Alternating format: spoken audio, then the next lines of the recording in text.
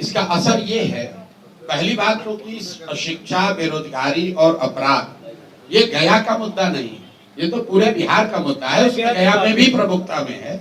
आपने कहा कि इसका क्या असर पड़ा।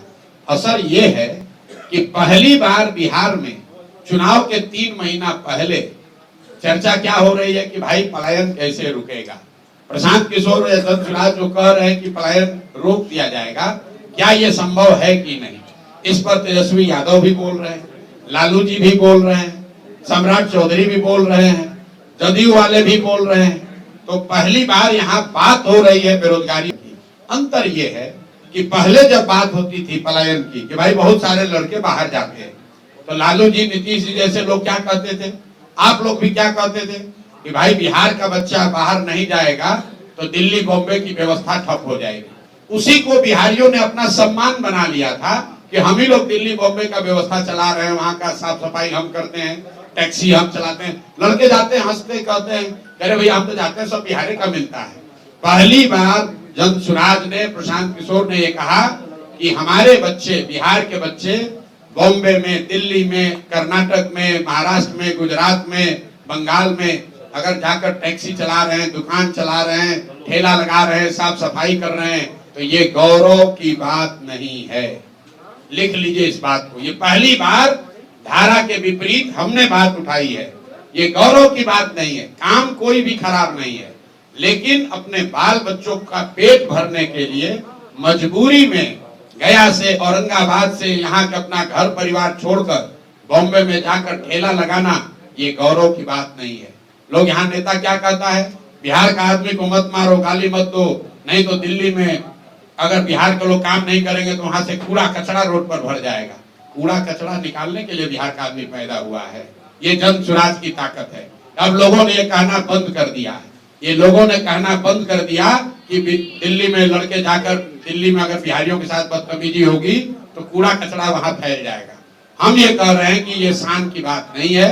शान की बात तब होती जब बिहार के लड़के बिहार में काम कर रहे होते, हम लोग इतनी सब्जी, इतना फल यहाँ उगा रहे होते, इतना लीची आम उगा रहे होते कि बताते कि अगर बिहारी कह के गाली दोगे तो यहाँ से भेजना बंद कर देंगे, दिल्ली में तुम्हारा खाना रुक जाएगा। हम लोग ये चाहते हैं। मोदी जी अभी आए, उन्होंने कहा कि वंदे भारत ट्रेन एक खुलेगा, सहरसा को उन्होंने कह दिया सहरा। चलिए वो तो मिस्टेक हो गया, टेलीप्रिंटर का होगा। आप बात समझिए कितना बड़ा फर्क है जो जन सुराज कह रहा है, जो अभी तक लोग कहते आए। मोदी जी ने मधुबनी में कहा कि सहरसा से एक नई आधुनिक ट्रेन दी जाएगी जिससे श्रमिक परिवार के बच्चे गुजरात और महाराष्ट्र में जाएंगे, उनको जाने में सुविधा होगी। पत्रकारों ने लिखा, आप लोग भी यूट्यूब पर चलाए, मोदी ने 4 ट्रेन का गिफ्ट दिया। नेता लोग कह रहे हैं देखिए मोदी जी आकर कितना बड़ा काम किए हैं। पहला व्यक्ति है प्रशांत किशोर, हम विरोध करते हैं, हमें ऐसी ट्रेन नहीं चाहिए। ऐसी ट्रेन नहीं चाहिए जिसमें बिहार के बच्चे जानवरों की तरह मजदूर बनकर गुजरात जाए, महाराष्ट्र जाए काम करने। अरे आपको ये भी नहीं समझ में आ रहा है मोदी जी क्या कह रहे हैं कि श्रमिक परिवार के बच्चे, मतलब पूरा बिहार का जो बच्चा है वो श्रमिक परिवार है, और वो श्रमिक परिवार के आपके बच्चों को गुजरात में जाकर नौकरी मजदूरी करने के लिए आपको ट्रेन दे रहे हैं।